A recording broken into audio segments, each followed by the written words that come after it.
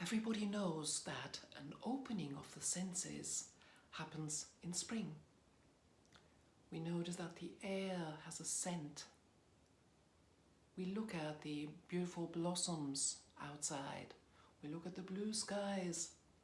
We become aware of all of these things and they feel pleasant to us. We hear the bird song.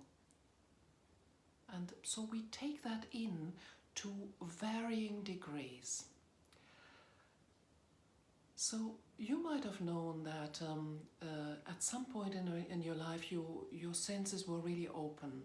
That's usually, it could be either like an emergency situation or it could be something like being in love, where your senses are heightened, where suddenly everything appears more intense than it usually does. What a lot of people don't know is that that is something that can be cultivated, and a very important tool is breath. That means that we can actually train ourselves to open our senses to a greater level than we usually use them. But that requires a little bit of courage. When circumstances in our lives or in the world are arbitrary or painful, it makes sense that we shut our senses down. It's a survival instinct. And so to protect ourselves basically, because we can't feel selectively. When we open the senses, then we will feel. So I'm saying it takes courage to open the senses, and also it takes a sense of safety.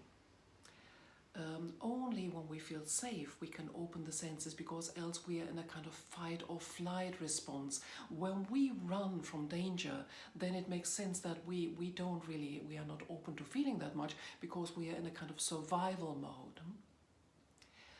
What I aim to create and to teach and to convey in my facilitated online course, Fall in Love with the Woman You Are, is how do we create surroundings where we feel safe?